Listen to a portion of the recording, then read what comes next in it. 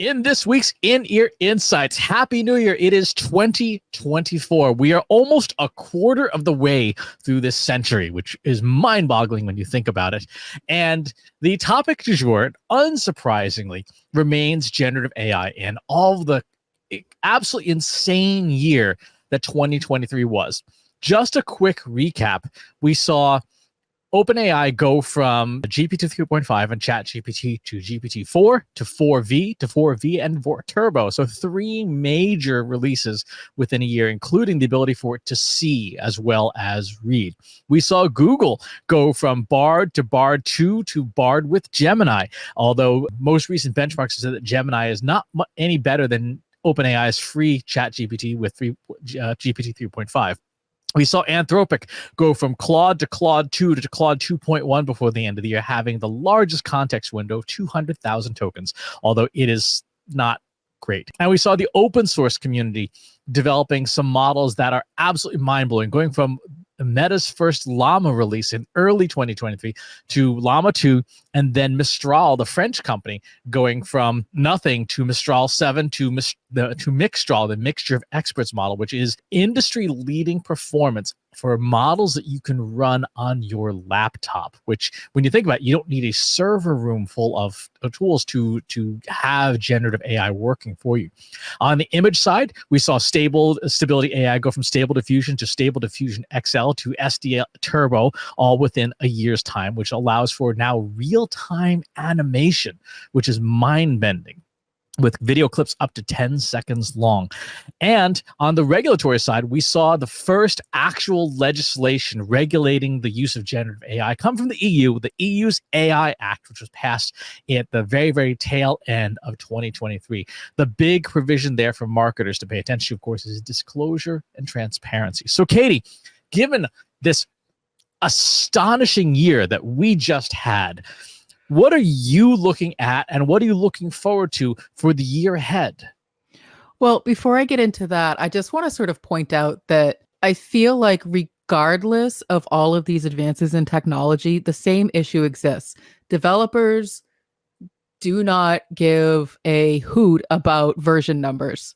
So you have GPT 3.5, GPT-4, GPT-4V, GPT-4 ABC, and then 4.2, and then 6, and then 9. And it's, as someone who used to manage software engineering teams, like, this drove me nuts, because we would outline a plan for what the version numbers would be, and then they would do something completely different and be like, no, well, we did all those versions. You just didn't see them. They're not public facing.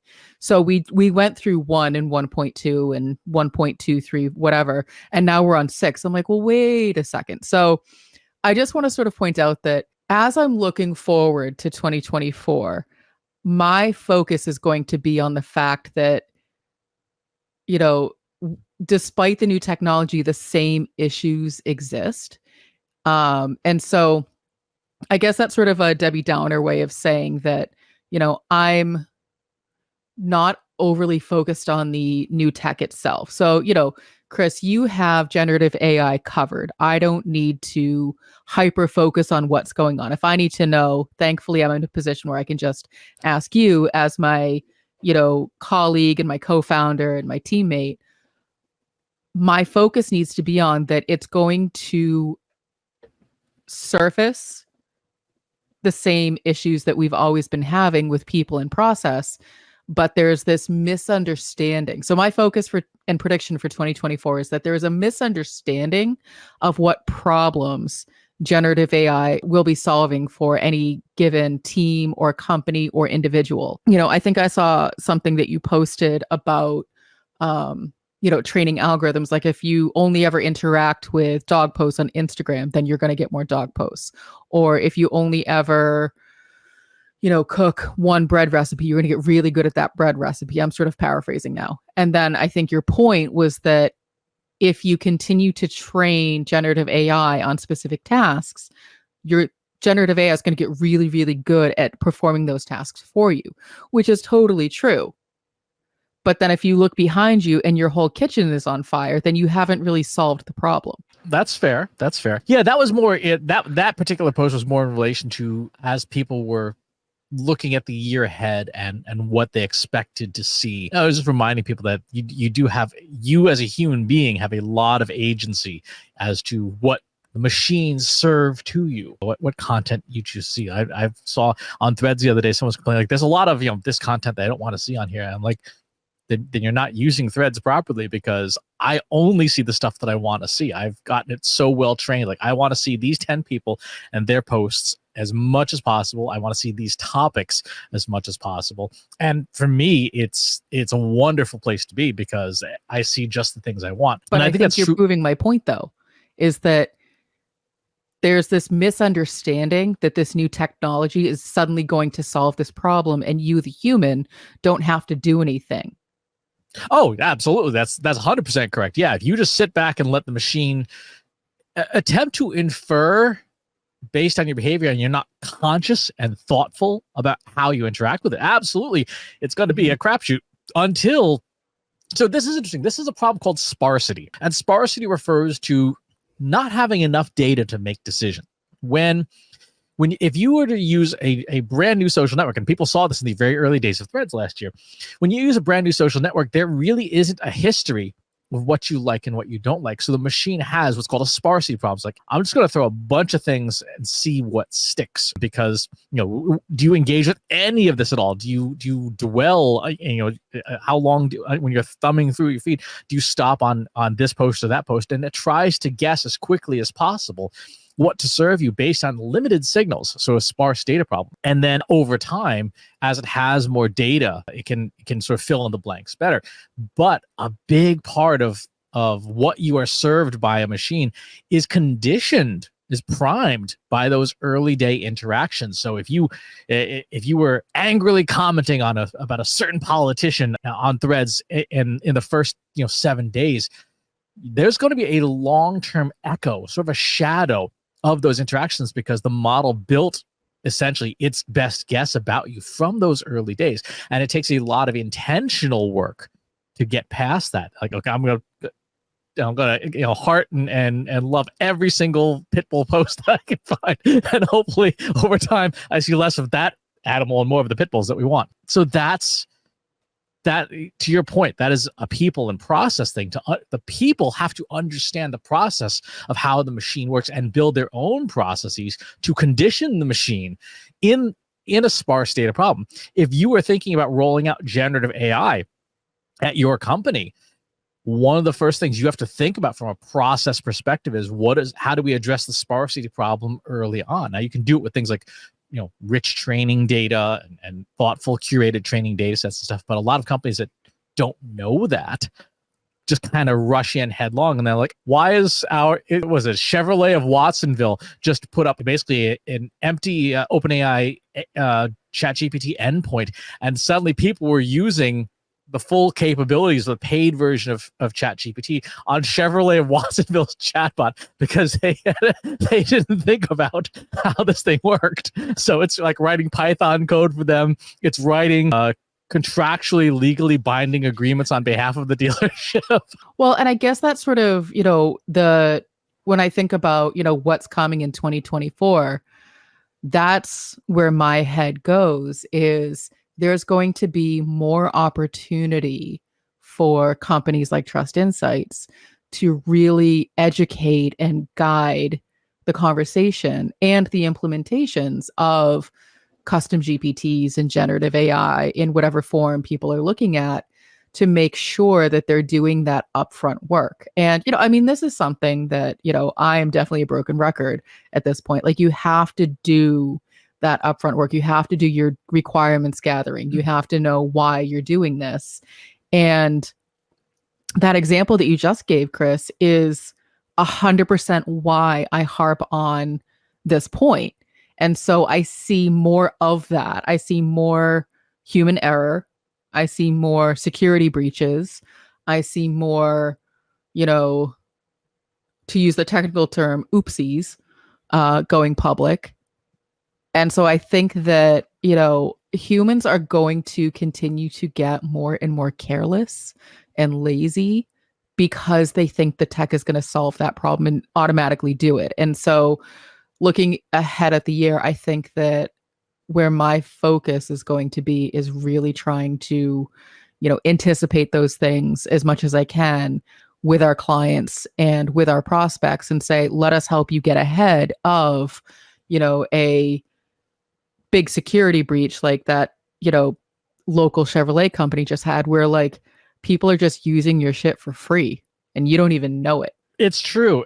And the Chevrolet Watsonville example really highlights sort of that fourth quadrant in the Rumsfeld matrix, right? There's the known knowns, the known unknowns, the unknown knowns, and the unknown unknowns. And the unknown unknowns is the you don't know what you don't know. If you've never worked in generative AI or any form of AI, you don't know about the sparsity problem. And because you don't know it, that it exists, you don't know to deal with it. And that can become problematic. So there are things that you don't know, right? You know that you don't know the inner mathematics of language models. That's totally fine. And it's a question of whether or not you need to know them. You can make that evaluation. And there are some things that you don't know that you know just because you've forgotten or you have the institutional knowledge, or you may have made a new hire, for example, and that person knows some things, but you don't know that they know those things. Because across all the staff and teams we've ever worked with, Katie, we have had people who've like, I didn't know you knew that. Like, that's pretty cool. Like, we had this one marketing analyst who was a certified pyrotechnician who could, deploy fireworks safely. I'm like, okay, that's not a skill that's going to come in super handy at the agency. But at the same time, I didn't know that we collectively had that knowledge within our organization.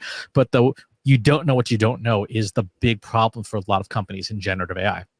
Because the field is so new, because it's evolving so quickly, and because the risks are still unclear, because a lot of people still don't understand how these tools work.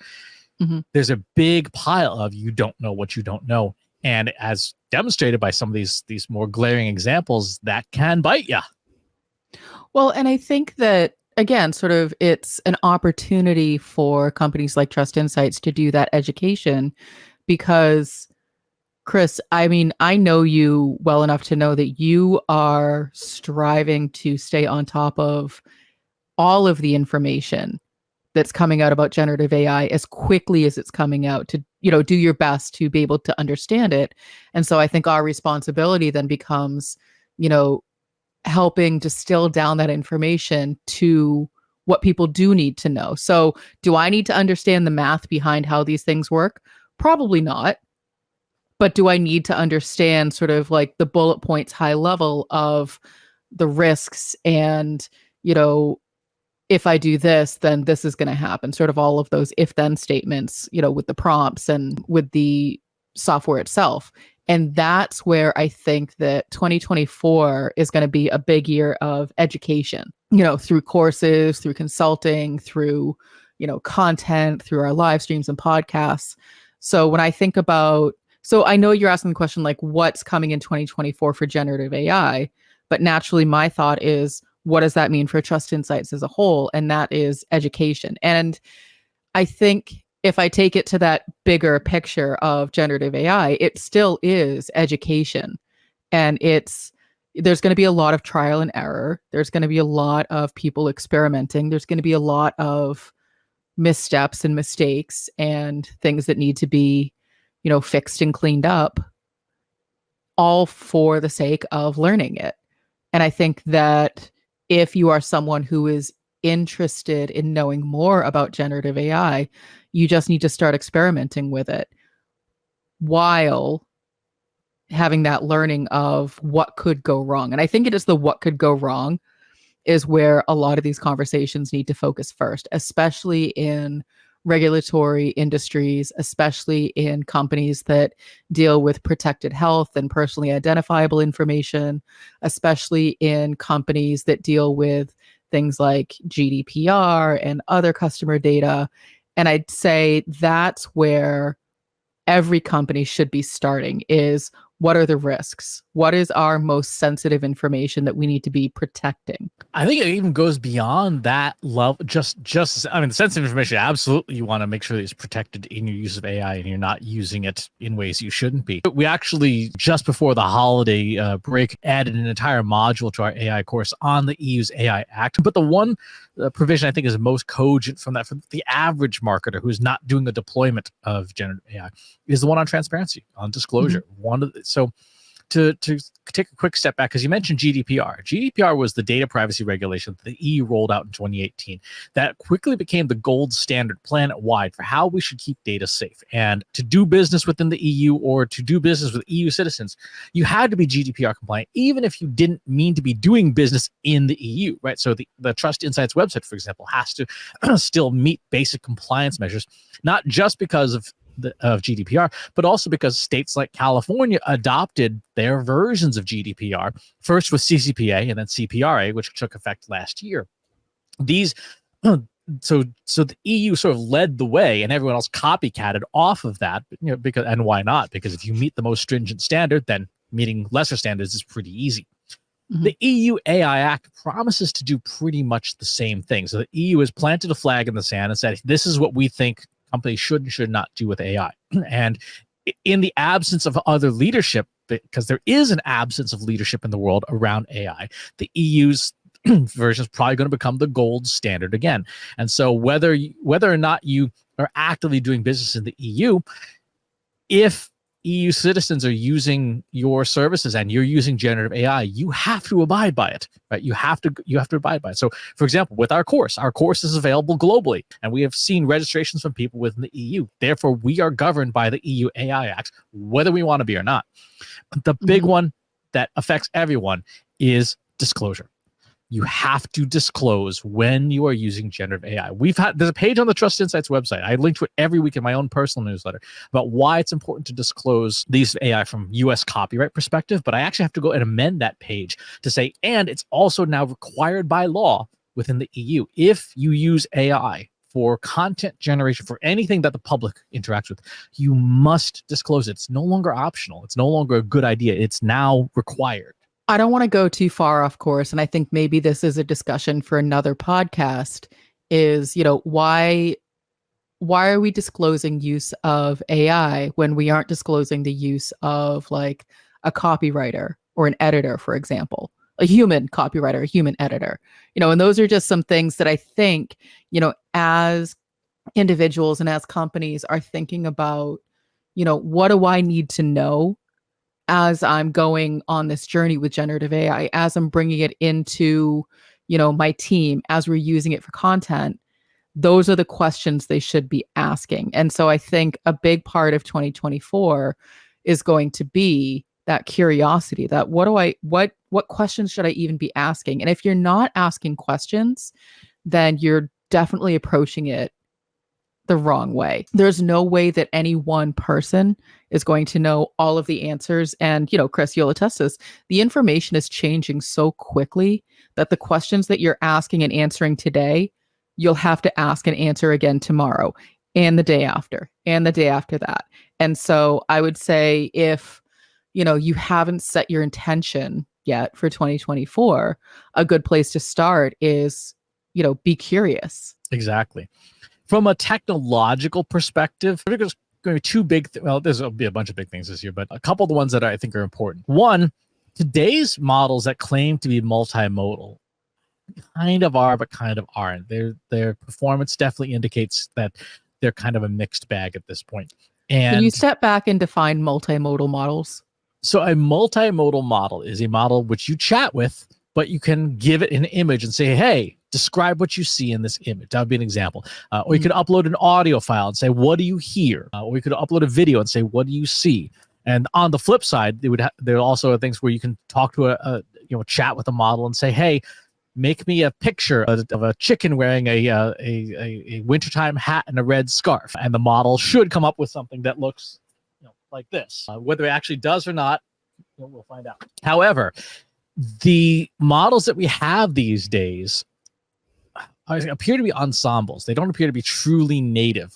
And the best way you can see this is if you use ChatGPT and the DALL-E extension within it, You'll give it instructions like make me a passenger car driving down the highway with four people singing, right? And it puts 5 people in the car. You're like, no, 4 people, not 5. And and it can't, because it can't see what it's creating. It can only create prompts that it passes onto its engine and then gives back results. And it becomes very clear that it has no idea what it's creating because it's not a true multimodal model. It's an ensemble.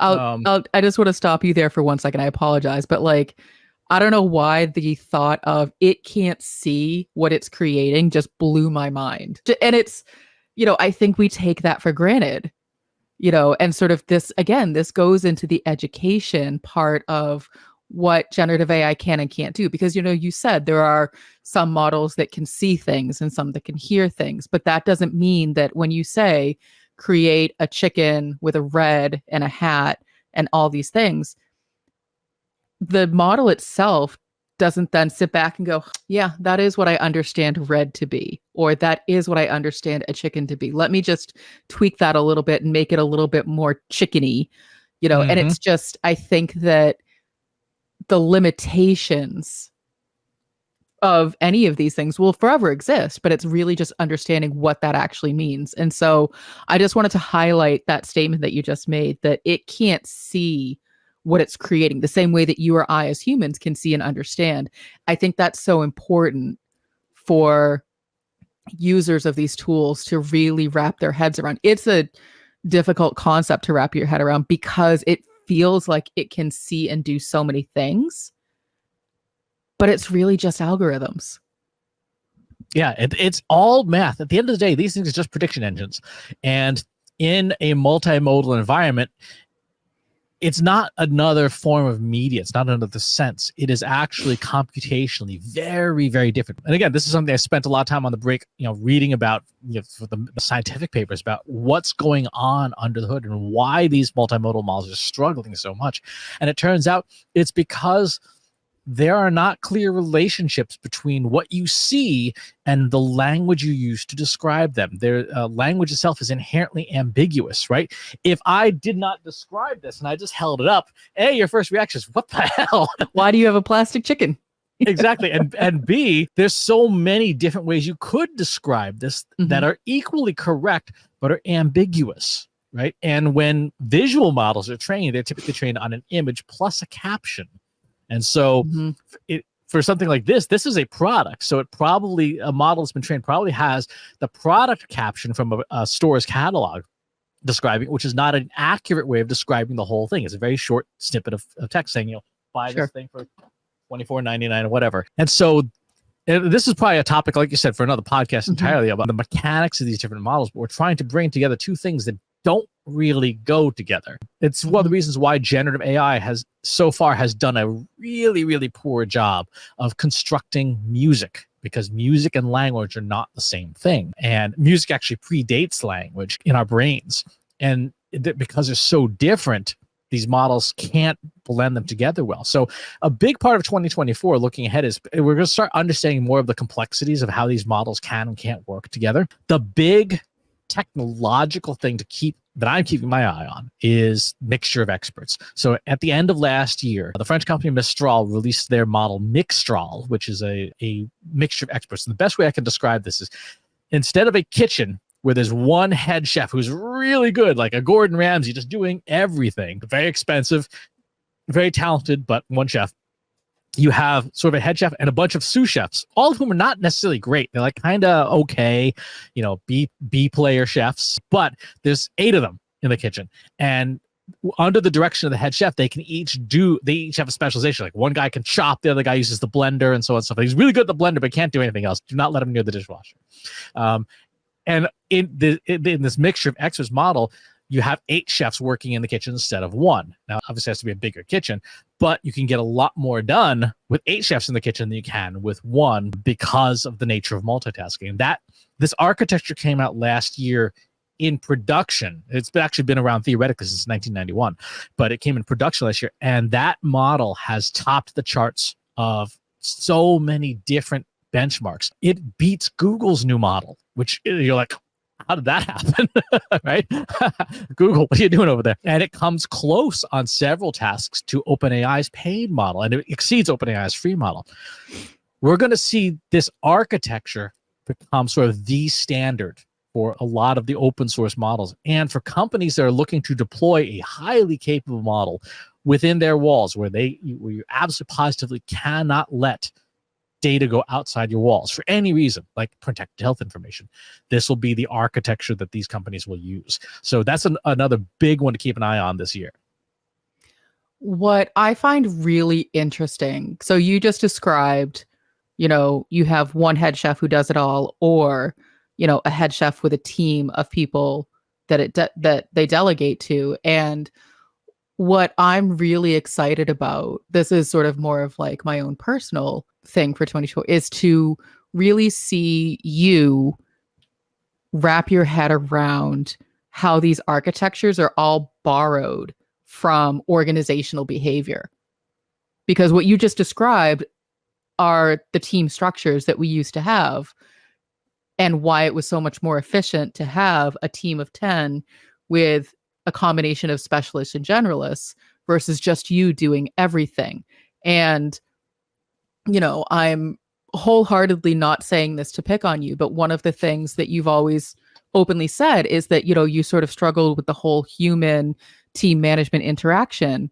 And what I'm seeing is that individuals who are more technically minded, technically focused, like yourself, who focus less on the human side of things, are now starting to see and understand where those parallels are, with like an organization, with like a matrix organization, for example, because that's basically what you just described. And I'm like, oh, well, yeah, that's been around forever. It's been around longer, since 1991. But in a technical architecture, I can understand where you're like, oh, this makes so much sense. So now it almost opens the door to different conversations where you may have been struggling with, like, how do I relate to my data scientist? Well, now you have terms that you can put it in that they will be more able to understand. To be like, if you put it in terms of a, mixtral model, if I'm getting that correct, then you can say, imagine that our team is structured like a mixtral model. And they're like, oh my gosh, I get it now. That, because you're sort of meeting them where they are. And so for people managers like myself, I feel like it opens up a whole new vocabulary, a whole new language that, yes, I need to learn, but it gives me even more tools to how can I relate to my more technical resources. It's funny you mention that, because I went the opposite way and said, this teaches me as a technical person how much more quickly I can replace the humans. Yeah, that's not going to happen. I'm sorry, sir. We took away different messages from that. Well, and if you and I were exactly the same, this would not work. No, this would not. The other thing I think to keep in mind this year, this is going to be the year, I think, of AI mistakes. I think will be the year where people in 2023 we're still just trying to wrap their heads around the thing. Like, what is this thing? Mm-hmm. And there's still a lot of people who are in that boat. And if you are in that boat, there's a course here that you can take. This year, I think there'll be a lot more deployment, cautious and incautious deployment of AI. And we'll see more people doing things well and doing things really badly. Mm-hmm. In the USA, I think the 2024 presidential election cycle will really highlight the use and abuse of AI, all the different ways that it can be used for good and ill that we haven't anticipated yet. But I also see some very interesting things happening. There's a worldwide race for AI supremacy, if you will. And we're seeing this especially in the open source models, like which nations are capable of releasing models that are best in class performance. China has what they claim is a mixture of experts multimodal model, which would not surprise me. That's a good architecture for that. They've not released the model yet, but I suspect they will. France was actually instrumental in negotiating certain parts of the EU AI Act because they wanted to give advantage to their own native companies about it. Mistral being the leader in the marketplace right now.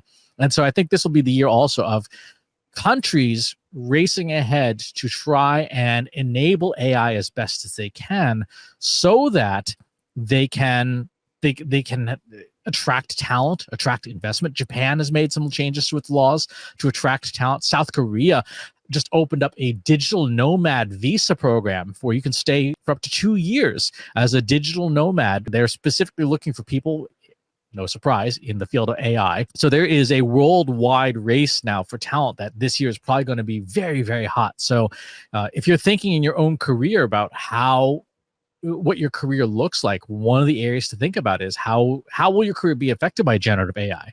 And can you be an early adopter, whatever your industry is? Can you be an early adopter to seize that advantage while it lasts?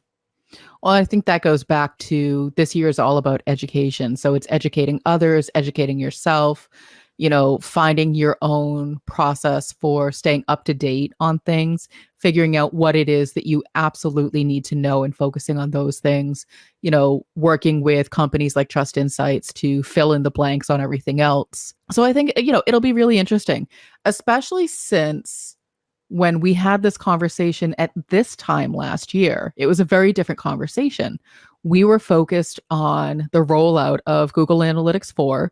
We were focused on, so yes, OpenAI had launched. It had launched around like October or November of 2022. So it was still newer in the conversation, but it was starting to pick up. But I don't think we had really fully anticipated how much it was going to dominate the conversation and really change pretty much everything, the way that we were approaching it and what we had to think about in terms of, services and courses and content and education, and really just focus. And so I'm taking the conversation that we're having now a bit with a grain of salt, because things change so quickly, because there are so many things that we can't anticipate. And so, for people who are interested in implementing artificial intelligence, here's the good news. The foundational structure of how you implement pretty much any new technology, that's not going to change. And that's something that, you and I, Chris, have really honed in and, I would say like are experts in that sort of foundational, okay, you want to do this, here's what you need to do. Oh, you want to do this over here instead? Great. You still need to take the same steps.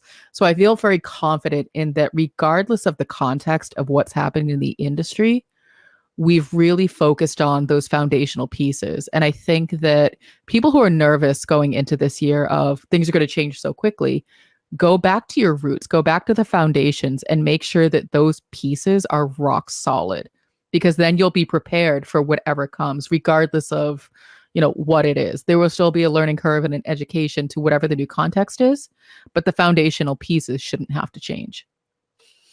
Yeah, that is generally true. And what's interesting too is people have forgotten, we talked about this at the end of last year, people have forgotten that the two things really define your success in generative AI. One is the quality and quantity of your ideas, right? And that's a people thing. That is not a machine thing, because the machines are only as creative as what you bring to them. And the second thing that sets apart success or failure with generative AI is the quality of your data, right? Because all of the real value, the real advantage that generative AI brings comes from your data. Like the models can do great stuff with generic data, right? You can go to ChatGPT and say, let's write a blog post about this or that. But the value, like real value unlocks, come from your data or the data that you're working with. Just this morning, I was doing some reporting for a client. I took a de-identified data set from the client and put it into ChatGPT. It said, okay, write a summary of this data for with an executive summary, and it did a very capable job. Now the prompt for this is like 3.5 pages long, because there's very specialized components to the prompt to make it work really well. That comes from our data. That comes from our knowledge base. And so if you gave that same data set to somebody else, they would get a different, probably less good result, because they don't have that specific extra that makes the machine work better. And again, this is all, there's a whole technical term for this called latent space optimization. And the easiest way to think about it is, if you have a kitchen, you also have probably a pantry, and in that pantry is all your supplies, all your stuff. the quality and quantity of what's in that pantry dictates what the kitchen can produce, because there's only so much room in the kitchen. And so if your pantry is a disorganized hot mess, guess what? Your kitchen's going to produce less optimally. If, on the other hand, your pantry is well organized, everything is fresh and clean and well labeled and all that stuff, your kitchen's going to have a much easier time operating. And that's what will set apart people in companies who are skilled with generative AI and people who are not, because the table minimum has been met. Like, hey, write me a blog post about that. That's done. Now it's who has advantages. It's going to be whose pantry is in the best order. And that, again, is people and process, not platform. And I feel like we've sort of now come around full circle of, new tech doesn't solve old problems. If you have poor data quality, if your data is unorganized, if you don't really know what you want to do with the data, generative AI isn't going to fix those problems for you. If you're standing up Google Analytics and you have poor data quality and sort of things are a mess, Google Analytics isn't going to fix that for you. If you're really curious about how you can improve your SEO, but your website metrics are a mess, SEO tools aren't going to fix that for you. And so I think that to wrap this up, what I'm looking toward the most in 2024 is helping people get out of their own way by helping them resolve the people and process so that regardless of the platform, they feel ready and confident. Yep. And I'll just be over here trying to take over the world. So you got to get through me first, sir. Good luck. Fair enough. If you have some thoughts about how you will be looking at 2024 and what's on your docket, or you have questions that you want to discuss, like, hey, maybe we're not sure how to be tackling 2024, pop by our free Slack group. Go to trustinsights.ai/analytics for marketers, where you and over 3,000 other marketers are asking and answering each other's questions every single day. And wherever it is you watch or listen to the show, if there's a channel you'd rather have it on instead, go to trustinsights.ai/TI podcast, where you can find our show on most major channels. And when you're on the channel of your choice, if you could leave us a rating and a review, that'd be great. It helps to share the show. Thanks for tuning in, and we'll talk to you next time.